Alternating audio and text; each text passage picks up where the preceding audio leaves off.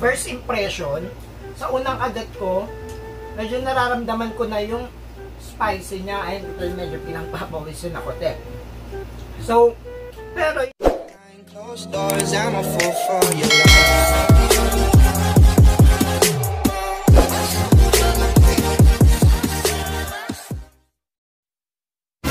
Good day guys! Ayan, nagbabalik na naman tayo sa aking vlog. Ngayon, ang i-review naman natin ay food. So, kakain naman tayo ngayon. Last time nag-review tayo ng mga beauty products. So, today, ang i-review natin ay ang panibago or nagbabalik na tuna pie ni Jollibee! Bago tayo magsimula, yan, magpapakilala muna nga ulit ako. Ako nga palang inyong bakokong Bexy na komedyante ng negosyante pa. Gutom na ako mga besh, kaya simulan na natin. So, ayan na nga mga tea, mga bakoka. Ang i-review natin ngayon ay ang tuna pie ni Jollibee. Jollibee talaga. Jollibee. Ano ba yung T-F-V-B? Kung di ko na bago-bago. Jollibee talaga. So, si Jollibee. Mga tea. Ayan. Ang i-review natin yung tuna pie niya na original at yung tuna pie niya na spicy. Titignan natin kung talaga nga bang hot tong spicy na to. Yung tipong makaka 8 glass of water ako sa pag-inom sa kahatan nito or sakto lang siya. At titignan din natin kung pop, ken, or charot itong product na to or itong pagkain na to. Sa mga hindi pa nakakaalam, yung tuna pie ni Jollibee ay 45 pesos each. Pero kung bibilhin mo siya ng 3 peraso, gaya ng ginawa ko, 132 pesos lang siya. So, nakatipid ako ng 3. Kasi diba, 45 times 3 is 135. O diba, te? Mathematical language yun. Charot. Ayan. So, ngayon sisimulan ko na ang pagtikim since nagugutom na rin akes.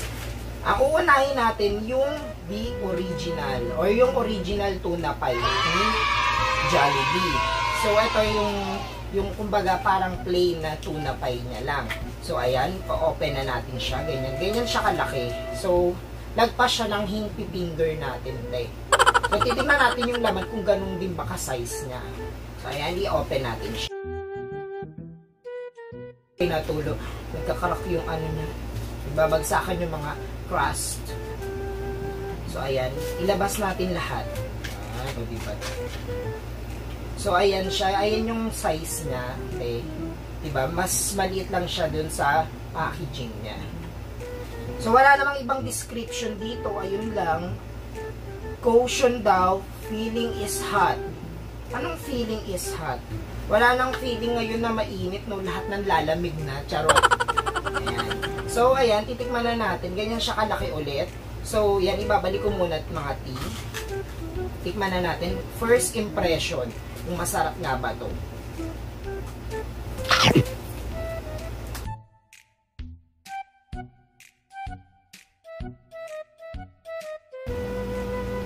First impression, sa unang agat ko, hindi ko nalasahan yung tuna. Ang more on nalasahan ko yung crust. Yung crust niya, saka yung parang pinaka-bread niya. Wala talaga ako nalasahang tuna. So, mag-jump na tayo ulit sa pangalawang bite.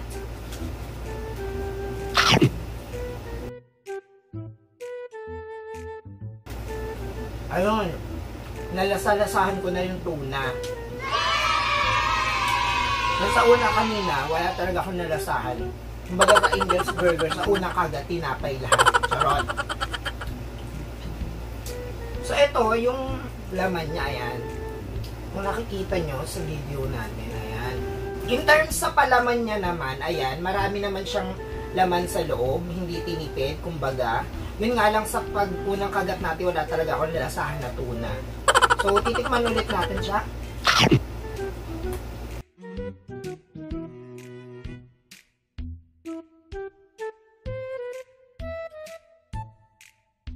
Hindi ko alam kung ano yung nasa loob nito, kung cheese ba, kung meron ba siyang slight na cheese. Kasi parang meron, kahit pa paano may nalalasahan akong melt na cheese eh. Pero guys, hindi ko ganun ka totally nalalasahan yung tuna na sinasabi niya. Ang more on nalalasahan ko is parang may pagkamit nga na ewan yung pagkalasa. Kung hindi ko nalalasahan yung tuna niya. Kasi nga, hindi ko alam kung yung cheese ba yung nalalasahan ko, kung may cheese nga to, kung hindi ako nagkakamali. Pero yung kailangan ulitin ko ulit, kakagat ulit ako.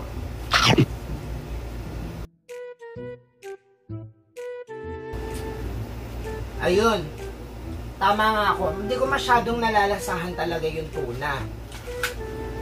Kasi alam nyo guys, iba pa rin kasi yung tuna sandwich eh. Doon kasi malalasahan mo talaga yung tuna. So nag-expect ako dito sa tuna pie ni Jollibee. Akala ko malalasahan ko talaga yung tuna or talagang lasang-lasa yung tuna niya. Yung parang kumakain tayo ng tuna sandwich. Pero dito hindi ko ganun ka nalalasahan yung tuna. So siguro may part siya na may tuna pero hindi totally filled with tuna siya. Kumbaga, yung ibang ingredients na sinama nila doon sa tuna, ayun yung mas mangingibabaw yung lasa. So, titignan naman natin yung spicy, kung maanghanga ba siya or kung may mas lasa mo yung tuna dito or kung same lang sila. Baka pinagkaiba lang nila, mas maanghang to, diba? So, ayan, buksan ko ulit siya. Tama ba? Spicy, ayan. Makikita nyo naman dito na spicy siya. Kasi ang packaging niya, harap, ayan, spicy. Tapos yung likod, the original. So, may check lang siya dito or may mark lang siya. Ayan, kung spicy ba to or kung original. Ayan, titikman na natin yung spicy tuna ni Jollibee. Tingnan natin kung anghang ba to, kung maubos ko ba yung Pepsi ko sa sobrang kaanghangan niya. Or mas hot pa rin ako, charot.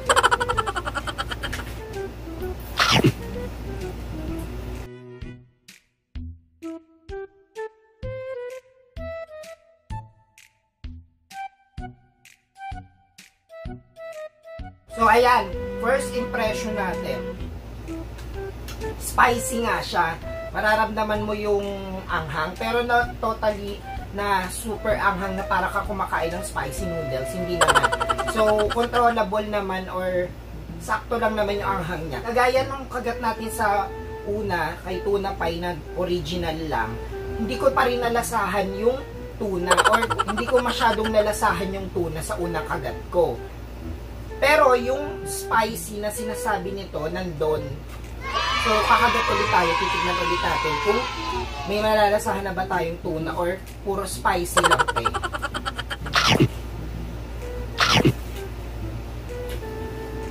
Ayun. Habang kinakagat ko siya, ayan, medyo nararamdaman ko na yung spicy niya. Ayun, ito yung medyo pinagpapawisin ako, te.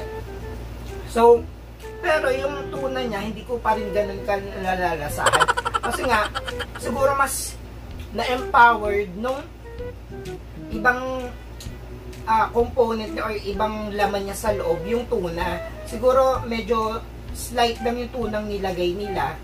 Ayan, kasi makikita nyo guys, may cheese siya. Yung cheese, yun yung mas nangingibabaw yung lasa na may spicy. Pero yung tuna, yun ang hindi ko masyado nalalasahan. Although may tuna siya ha. Lagot ako kay mother. Dito pa ako nagkalat sa sa kama ng gante. Yun, maanghang siya. Kasi ang expectation ko dito sa tuna pie ni Jollibee is yun nga, super malalasahan mo yung tuna. Like dun sa pag gumagawa tayo ng tuna sandwich.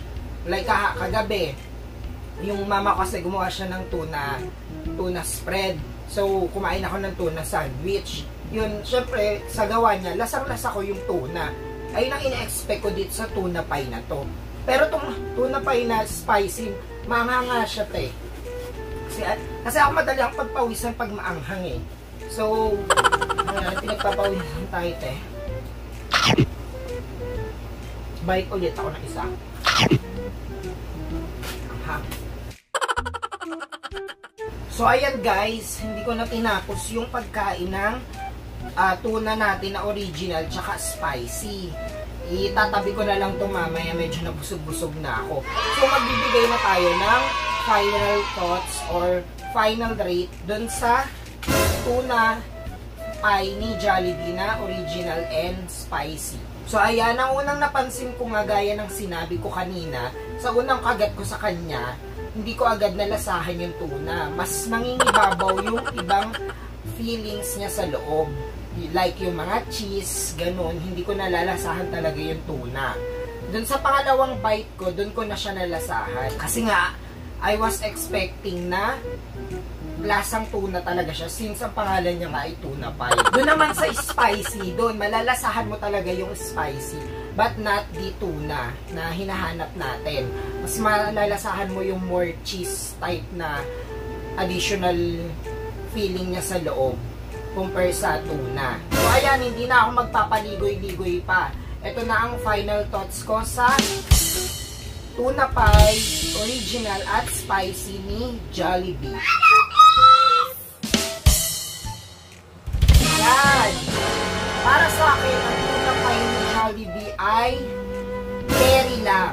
In terms of budget, friendly, okay siya for 45 pesos. 132 for 3 pieces. So, nakatipid ka ng 3 pesos.